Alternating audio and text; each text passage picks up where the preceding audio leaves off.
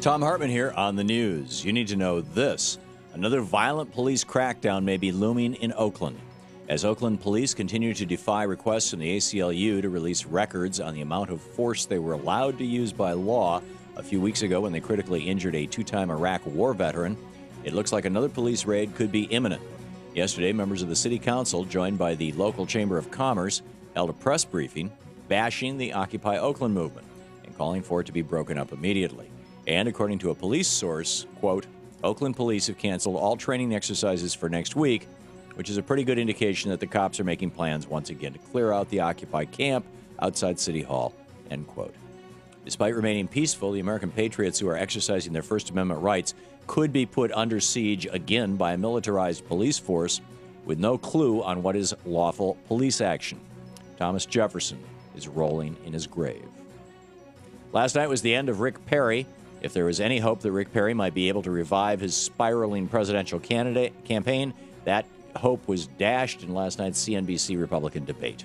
Referring to the three agencies he'd eliminate as president, Perry named the Commerce Department, the Education Department, and then he went blank. Unable to think of the third agency he'd do away with, creating a cringe-inducing moment of ums and awkward exchanges with the other candidates before Perry finally admitted, I can't, sorry, oops. 15 minutes later, Rick Perry said it was the Department of Energy that he'd forgotten to say, people who make nuclear bombs.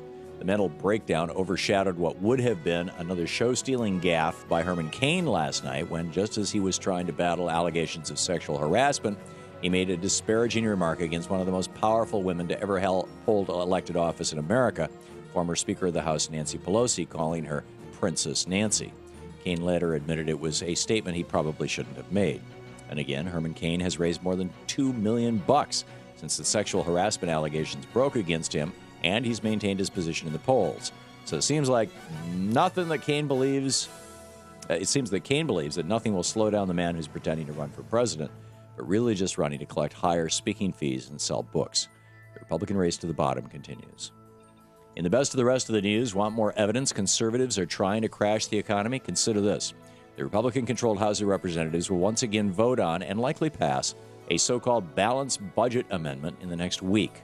The BBA, as they call it, will immediately cut trillions of dollars out of the budget and then make it nearly impossible to ever raise taxes again. And it will crash our economy. According to a new report from the Center on Budget and Policy Priorities, the Republican BBA would throw 15 million more people out of work, double the unemployment rate from 9% to approximately 18%, and cause the economy to shrink by about 17% instead of growing by an expected 2%. We can add these horrific numbers to the 370,000 jobs that have already been lost this year thanks to Republican budget cuts. And as we saw in last night's debate, the global economy headed into full meltdown mode. Not one candidate said they'd lift a finger to stop it, aside from Herman Cain, who thinks his 999 plan can stop anything. Luckily, as Tuesday's election showed, the American people are waking up to just how bad the conservative agenda is for the nation. BP is washing its hands clean with the Gulf. With reports that 90% of the oil on the Gulf Coast has been cleaned up following last year's deadly BP oil spill, the government is letting BP end its cleanup efforts. But according to Gulf Coast residents, who on a daily basis still see tar balls wash ashore, the coast will never be the same. More than a year after 11 men died on a BP oil rig, triggering the worst ecological disaster in our nation's history, it's back to business as usual for BP, making money and avoiding paying U.S. taxes. There's more freak weather in the world. Yesterday, a massive polar hurricane slammed into Alaska. The winds above 80 miles an hour and a storm surge above 7 feet. It's the most powerful storm to hit Alaska's west coast in more than 35 years. With once-in-a-lifetime freak weather now occurring once every decade or less, we're headed for a destructive future at the hands of a rebelling planet unless we do something to cut down on man-made global warming. Australia just passed a new carbon tax law, and it's time to get big oil money out of politics here in the United States so that we can begin confronting the greatest challenge of our lifetimes, global warming. Crazy alert, count the voters, or down for the count? An Ohio voter is recovering today after a poll worker attacked him on Tuesday and nearly bit his nose off. After an argument erupted between the unnamed poll worker and 49-year-old Greg Flanagan over a campaign sign and whether or not it was too close to the polling place, the poll worker apparently snapped and lunged at Flanagan, grabbing him around the neck, head-butting him between the eyes, and then tried to chomp off his nose.